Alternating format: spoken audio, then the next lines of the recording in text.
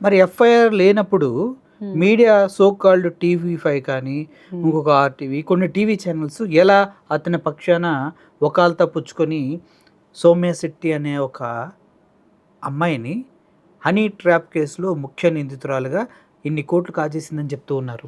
ఆ baseless allegation ఎందుకేశారనే Soumya Shetty వెంటనే తన ఇన్‌స్టాగ్రామ్‌లో హ్మ్. ఒక రీల్ కూడా పోస్ట్ చేసింది. హ్మ్. వై ఆర్ యూ లైక్ ఎందుకు మళ్ళీ సేమ్ ఇదే థెఫ్ట్ కేస్‌లో కూడా తన మీద లేని ఎలిగేషన్‌ని రిపీటెడ్‌గా టెలికాస్ట్ చేయడం వల్లే తను ఆల్రెడీ డిఫేమ్ అయింది. హ్మ్. మళ్ళీ ఇప్పుడు కూడా వితౌట్ ఎనీ ప్రాపర్ లైక్ వాళ్ళేమి ఎంక్వైరీ చేయలేదు. హ్మ్. ఎఫ్ఐఆర్ చూడలేదు. జస్ట్ ఒక కంప్లెయింట్ కాపీ పట్టుకొనేసి వాళ్ళు ఇందులో A1 అని ఏంటేంటో చెప్పేశారు. హ్మ్. నేను అదే అడుగుతున్నాను. అంటే 2 వైపులా లేకుండా సింగిల్ సైడెడ్‌గా ఎలా మాట్లాడతారు అసలు ఒక మీడియా అంటే అయ్యుండి? మీరు ఒక మెయిన్ స్ట్రీమ్ మీడియా మొత్తాన్ని హ్మ్. ప్రశ్నిస్తూ ఉన్నారు. మీరు మెయిన్ స్ట్రీమ్ మీడియాలో వచ్చిన న్యూస్ చూసారా మీరు? చూసాను. మరి అప్పుడు మీకు ఒక అడ్వకేట్‌గా ఈ కేసుని దగ్గర నుంచి చూస్తున్న వ్యక్తిగా హ్మ్.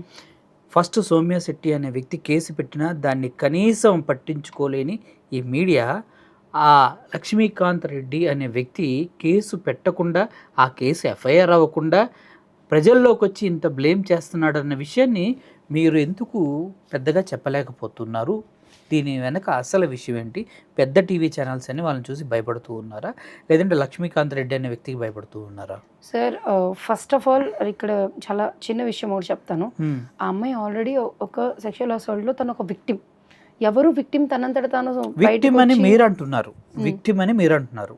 లేదు ఆవిడే ఫ్రాడ్ స్కెచ్ చేసి నా దగ్గర కోట్లు కొట్టేసిందని ఆయన అన్నారు. నాకు బేసిక్‌గా నవ్వెందుకొస్తుందంటే కోట్లు కొట్టేస్తే ఆ అమ్మాయి అలా ఎందుకుండాలి?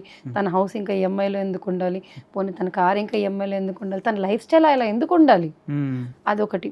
అండ్ ఒకటి ఫస్ట్ ఆఫ్ ఆల్ మేము ప్రొటెక్షన్ ఇవన్నీ తెచ్చుకున్నదే హ్మ్. లక్ష్మీకాంత్ రెడ్డి గారి నుంచి యొక్క మెంటల్ హరాస్మెంట్ నుంచి మేము అసలు వద్దనుకున్నాం. హ్మ్. సౌమ్య శెట్టి కంప్లీట్‌లీ ఇంక నాకు వద్దు అని డిసైడ్ అయిపోయింది. వద్దు మ్యామ్ ఇది ఎవరికీ ఏం రిలీజ్ చేయక్కర్లేదు. మనం ఎఫ్ఐఆర్ పెట్టాం. We got protection orders and we are safe అనే ఒక సేఫ్ జోన్‌లో ఉంది.